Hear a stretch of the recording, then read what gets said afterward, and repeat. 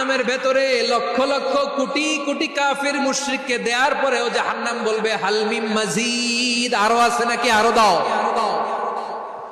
কোটি কোটি কাফেরের দল, মুশরিকের দল, সীমা লঙ্ঘনকারী দল, তাদেরকে যখন জাহান্নামে ফেলা হবে, বড় বড় পাথর খণ্ড জাহান্নামে ফেলা হবে, তারপরও জাহান্নাম বলবে হাল মিন মাজিদ, আরো আছে নাকি, দাও, আরো দাও, আরো দাও।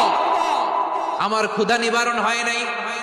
জাহান্নামে তো উত্তপ্ত হবে, জ্বলন্ত হবে, ভয়ঙ্কর হবে। জাহান্নামের এক অংশ আরেক অংশকে খেয়ে ফেলবে। আল্লাহু আকবার। ফেরেশতারাও টালমাটাল হয়ে যাবে।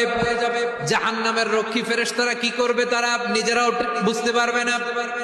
কোটি কোটি মুশরিক কাফেরদেরকে জাহান্নামে নিক্ষেপ করার পরেও জাহান্নাম ঠান্ডা হবে না, শান্ত হবে না, বলবে হাল মিন মাজিদ, আরো আছে নাকি, আরো দাও। তখন আল্লাহ তাআলার কুদরতি পা জাহান্নামের ভিতরে ঢুকিয়ে দিবে। কোনো কিছুতেই যখন জাহান্নামকে শান্ত করা যায় না, আল্লাহ তাআলা তার কুদরতি পা জাহান্নামে ঢুকিয়ে দিবেন। দেওয়ার সাথে সাথে জাহান্নাম থেকে আওয়াজ আসবে, কত কত বিইজ্জাতিকা ওয়া বিকারামিকা, আল্লাহ আপনার ইজ্জতের কসম, যথেষ্ট হয়েছে, এনাফ এনাফ, আর লাগবে না। সুবহানাল্লাহ বল। ওই ভয়ঙ্কর জাহান্নামে আমরা যেতে চাই কেউ? আমরা সব সময় ওই জাহান্নাম থেকে আল্লাহর কাছে পানাহা চাই। আওয়াজ করে বলেন ঠিক কিনা? বিশ্বনবী সব সময় আল্লাহর কাছে আল্লাহর জান্নাত চাইতেন, আল্লাহর জাহান্নাম থেকে পানাহা চাইতেন।